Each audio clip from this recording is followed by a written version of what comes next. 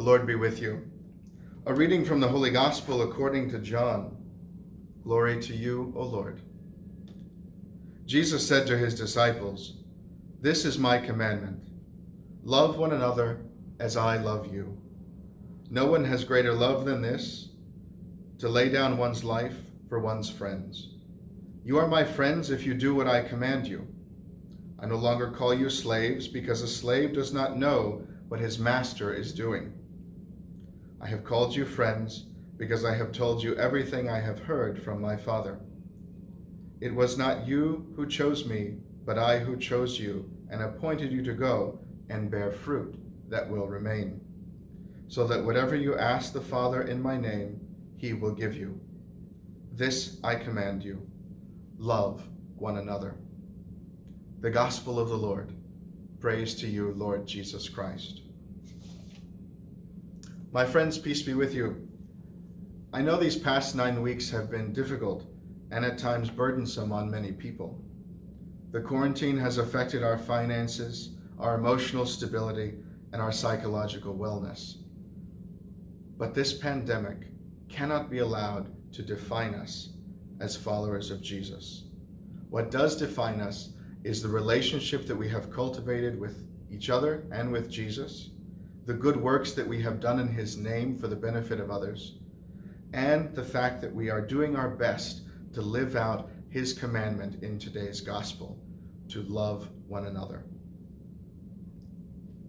I've seen a great example of this kind of love this past year serving as the chaplain for the DeMatha crew team. Now, if you don't know what crew is, don't feel bad. As a native Texan, I didn't know what it was either.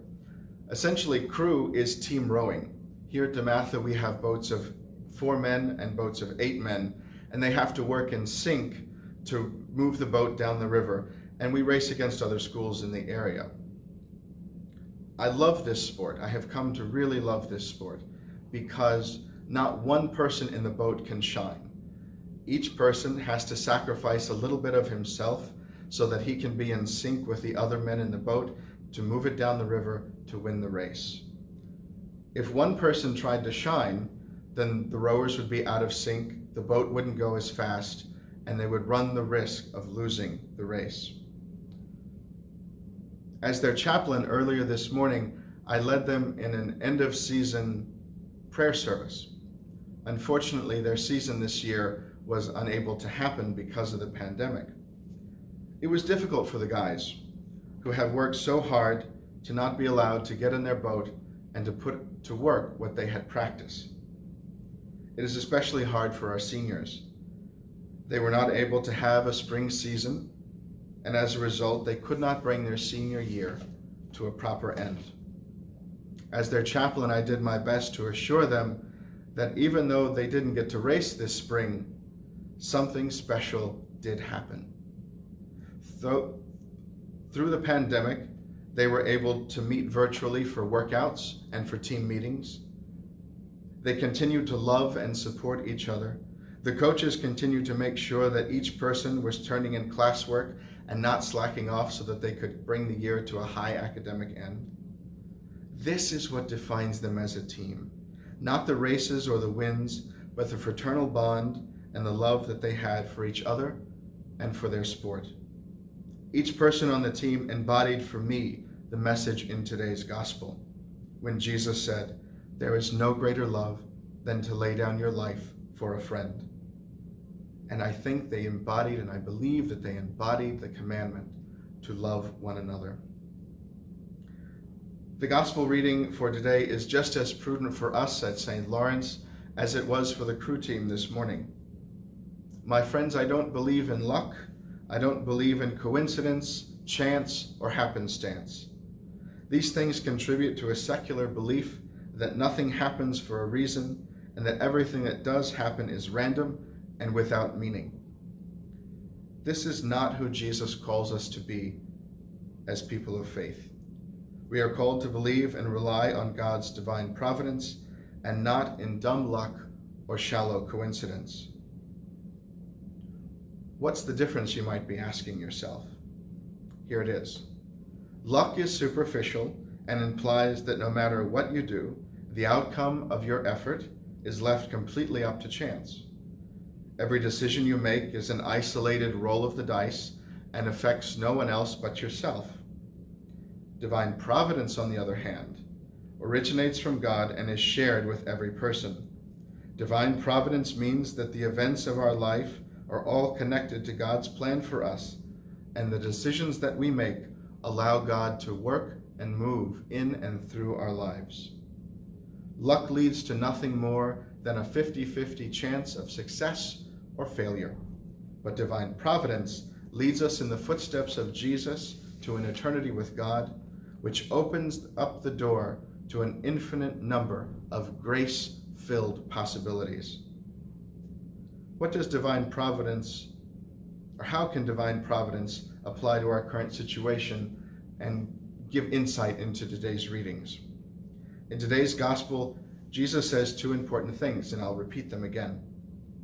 There is no greater love than to lay down your life for a friend, and the greatest commandment is to love one another.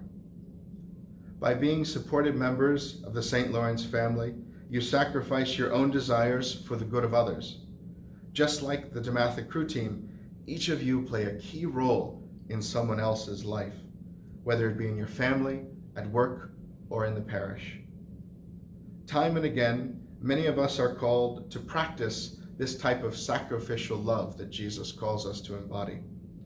Without the presence of divine providence, the tasks we are asked to undertake may seem meaningless and burdensome.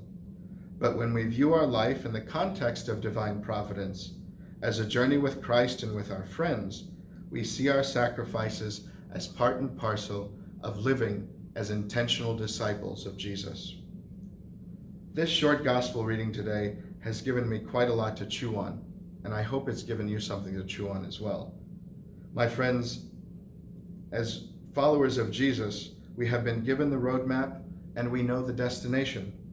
We have come to know and love what he has taught us.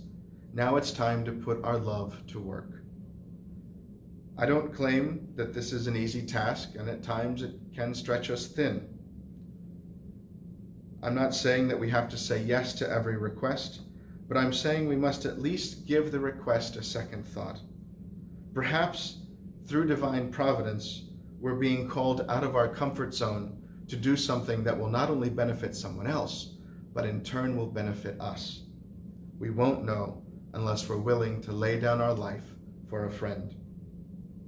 So this coming week, I challenge all of us to be attentive to divine providence and God's call to practice sacrificial love in small ways.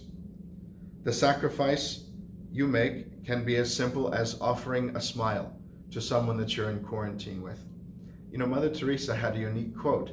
She said, "Let us always meet each other with a smile, for smile is the beginning of love."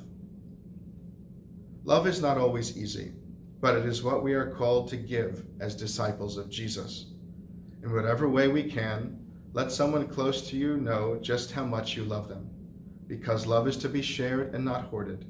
It is to be spread and not kept to ourselves, so that each of us can live in the infinite possibilities of divine providence. May God bless each of you this coming week.